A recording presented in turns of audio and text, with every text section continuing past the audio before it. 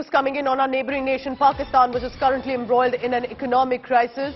The International Monetary Fund has rejected Pakistan's circular debt management plan presented by the government and asked the authorities to raise their electricity tariff by 12.50 per unit rupees, which is of course Pakistan rupees.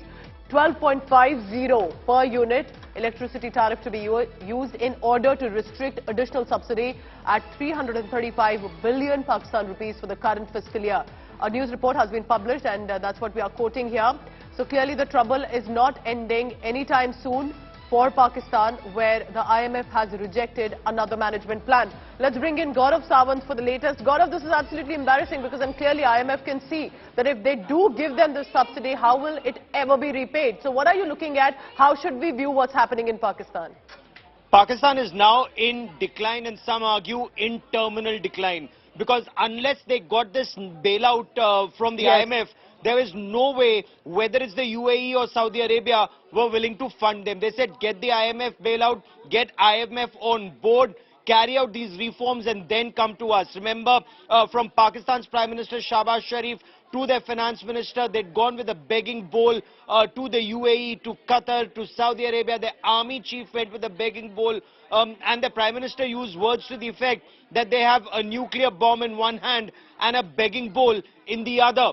But the IMF is very clear. The subsidy bill needs to go down. The prices have already been hiked. And, you know, in India today, we've been getting details about how the common people in Pakistan, the Aam Aadmi of Pakistan, is suffering. Their gas prices have gone up. Their fuel prices have gone up. Fuel prices have gone up by 35 rupees, the Pakistani rupees, to a litre of petrol and diesel.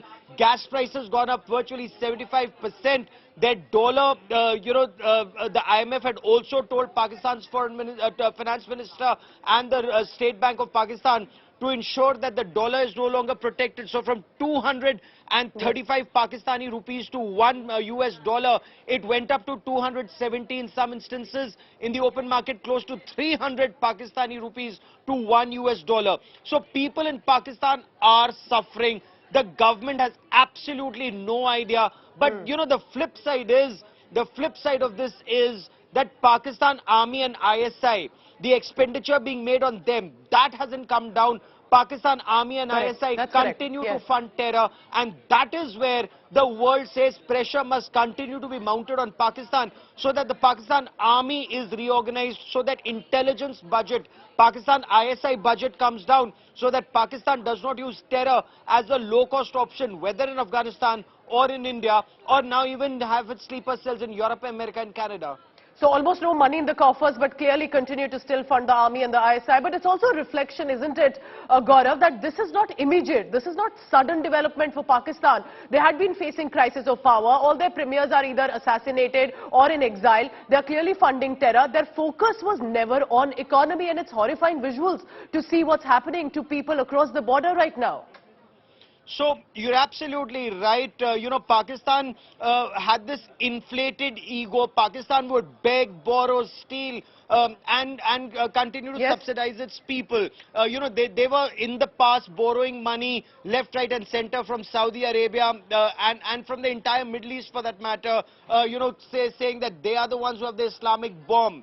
They're the only Islamic country with a nuclear weapon, and they would, be the net security provider and so on. And China, of course, with this China-Pakistan economic corridor, they would keep taking loans from China. But ultimately, everybody realized when it comes to Pakistani leadership, whether it's their civilian leadership or their military leadership, there's an old saying, "Aisa koi saga nahi, jise Pakistan ne thaga nahi." They cheated the Chinese CPC. Xi Jinping's biggest disaster in China is the China-Pakistan economic corridor. They're sinking in $60 billion into China-Pakistan economic corridor, where Chinese people are being killed across Pakistan. Initially, it was only restricted to some pockets, but after that Confucius Center terror attack, they are being killed in Pakistan's Punjab. Pakistan actually raised an entire division to protect CPEC, but those generals were called Papa John generals. And Gaurav, this is apart from how the Tehreek-e-Taliban Pakistan has been literally raiding the country right now. We saw what happened in Peshawar. So Pakistan right now clearly in a chaos, and it doesn't seem to be ending, and it's not just economy right now.